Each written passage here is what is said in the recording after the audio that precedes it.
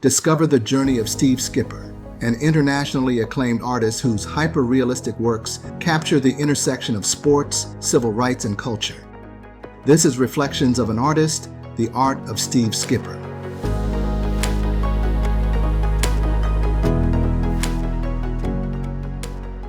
Did a painting for the University of Alabama that celebrated the quarterbacks, great quarterbacks at the University of Alabama.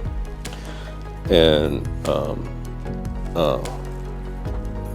we wanted to get the artist proof signed by those players. And at that time, there was a director at the Bryant Museum named Ken Gaddy who helped me get in touch with all the different players. And I had a chance to travel and get the signatures of all these great players, and went to Ohio to visit with Harry Gilmer. You remember great Harry Gilmer, but then came down to meeting Bart Starr and going to his office and getting him to sign the proofs. And I was so nervous. I had my daughter Miriam with me, and Miriam is not afraid of anything. So I was so nervous when I walked in that I could barely talk. And so Mr. Starr, I'm calling him Mr. Starr now. If he was here, he would never let you call him Mr. Starr. And so he said, "I'll sign these prints on one condition." And I said, "Yes, sir." He said, "You stop calling me Mr. Starr and you call me Bart." Oh man, this is impossible. This is never gonna happen. So and my daughter was standing there and she said, "Come on, Dad, you can say it. Bart, get it out," And I was like, like I had a stuttering problem or something. And then he looked at my daughter. He said, "She's one of the best coaches I've ever seen since Lombardi." He said, "Come on, say it." And I got it out of my mouth. And so he signed the prints. And so this is where he got me. He had been studying my career.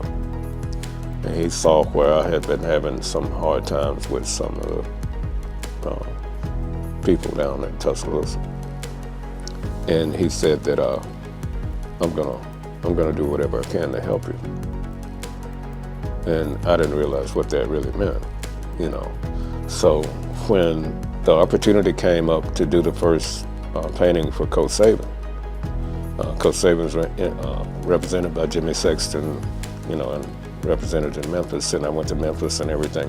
Before I leave, I get a call from Doug Williams, Bart Starr, Leroy Jordan, and Mel Moore. They all write letters for me of recommendation to get this opportunity with Nick Saban. And so then I get a commission from Eddie Robinson Jr. and the Robinson family to do a painting of Eddie Robinson. And then we get the prints done. Eddie Robinson Jr. wants me to do a signature edition with Willie Brown, Doug Williams, Charlie Joyner, James Harris, and Willie Davis. We get everybody to agree to sign the prints. And there's a relationship between Willie Davis and some of the people involved that wasn't good, and they couldn't get in touch with him. They tried to call him, and he wouldn't answer. So I'll never will forget this. I'm driving down Highway 31, Alabama, praying, trying to figure out what we're gonna do. And so I get the idea to call Bart Starr. And I don't know completely why, because I'm so nervous around Bart Starr, there's no way I could talk to him on the phone. So I called him, he answered the phone. And he asked me, what did I need? I said, I'm trying to get in touch with Willie Davis and to sign the Eddie Robinson project and stuff like that. We can't get in touch with. He said, give me 15 minutes. Mind you, Bart Starr is number 15. He says, give me 15 minutes. In 14 and a half minutes, my phone rings, and it's Willie Davis. And he agrees to sign the proofs. And we send the proofs up there, he signs them, he takes a picture. I got the picture on my phone of him actually signing, and never will forget that. But years later, Bart gets very sick. And he and Pat Sullivan are at this event at the Alabama Sports Hall of Fame. And he's real frail. And I walk up to him and shake his hand and ask if I could take a picture with him. And he looks at me and he grabs my hand to shake my hand, and he pulls me to him. And he whispers in my ear, "My artist." And so his assistant was standing right back, and I looked at her. "He wants you to do his painting." And so about 2 weeks after that, he passed away.